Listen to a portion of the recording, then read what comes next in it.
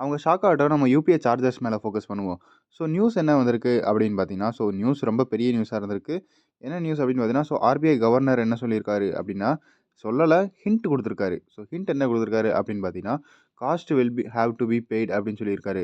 எது மேல அப்படின்னு பார்த்தீங்கன்னா, free UPI era is over அப்படிங்கிற ஒரு ஹிண்ட் வந்திருக்கு. ஸோ ஓரளவுக்கு இன்னும் கூடிய சீக்கிரத்தில வந்து பார்த்தீங்கன்னா, யுபிஐ வந்து இப்ப சார்ஜஸ் வந்து எடுக்க ஆரம்பிச்சுருவாங்க. ஸோ ஃபர்ஸ்ட்டு நீங்க என்ன தெரிஞ்சுக்கணும் அப்படின்னு பார்த்தீங்கன்னா, யுபிஐ வந்து கூகுள் பே, ஃபோன்பே தானே ஓன் பண்றாங்க அப்படின்னு நெனச்சீங்கன்னா, ஸோ கொஞ்சமாச்சு எந்திரிச்சுக்கோங்க உங்க தூக்கத்துல இருந்து. ஏன்னா யுபிஐ வந்து பார்த்தீங்கன்னா, என்பிசிஐ வந்து ஓன் பண்றாங்க. என்பிசிஐய வந்து யார் ஓன் பண்றா அப்படின்னு பார்த்தீங்கன்னா, பேங்க்ஸ் வந்து ஓன் பண்றாங்க. மேக்ஸிமம் பார்த்தீங்கன்னா 51%க்கு மேல வந்து கவர்மெண்ட் பேங்க் தான் ஓன் பண்றாங்க. ஸோ கவர்மெண்ட் ஆஃப் இந்தியா தான் பார்த்தீங்கன்னா, இன்டைரக்ட்டா வந்து யுபிஐ வந்து ஓன் பண்றாங்க. ஸோ கூடிய சீக்கிரத்திலேயே வந்து பார்த்தீங்கன்னா, ஆர்பிஐ கவர்னர் வந்து ஓரளவுக்கு கொஞ்சம் ஹிண்ட் குடுத்துட்டாரு. அதாவது கூடிய சீக்கிரத்திலேயே வந்து யுபிஐ வந்து இனிமே சார்ஜஸ் எடுக்க போறோம் அப்படின்னு. ஸோ ஏன் அப்படி சொன்னாரு அப்படின்னு பார்த்தீங்கன்னா, ஃபர்ஸ்ட்டு அவர் என்ன சொல்லியிருக்காங்க அப்படின்னு தெளிவா பாருங்க. Any important infrastructure must bear fruit. So fruit பார்த்தீங்கன்னா, இங்க வந்து யுபிஐ தான் அப்படி சொல்றாரு. ஸோ யுபிஐ பார்த்தீங்கன்னா, இன்ஃப்ராஸ்ட்ரக்சர் நம்பி தான் இருக்கு. அதாவது சர்வர நம்பி தான் இருக்கு. சர்வர் பார்த்தீங்கன்னா, என்பிசிஐ நம்பி தான் இருக்கு.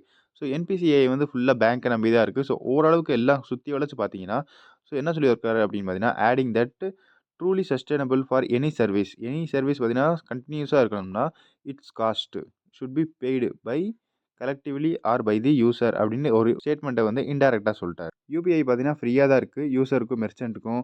அதே மாரி யாரு கஷ்டம் எடுத்துக்கிறா அப்படின்னு பார்த்தீங்கன்னா, பேங்க்ஸும், ஃபின்டெக் பியர் த காஸ்ட்.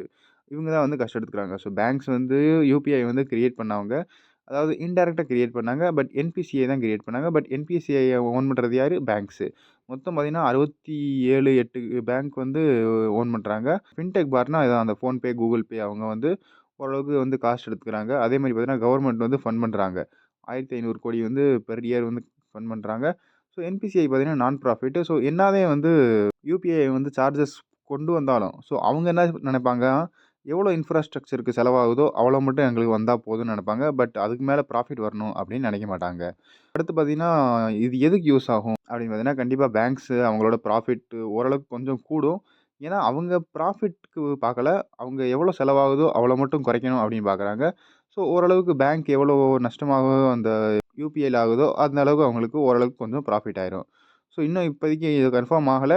கூடிய சீக்கிரத்திலே கன்ஃபார்ம் ஆயிரும். இந்த வீடியோல அவ்வளோதான். அடுத்த வீடியோல பார்ப்போம். நான் தான் ஸ்டாக்கர். Good bye.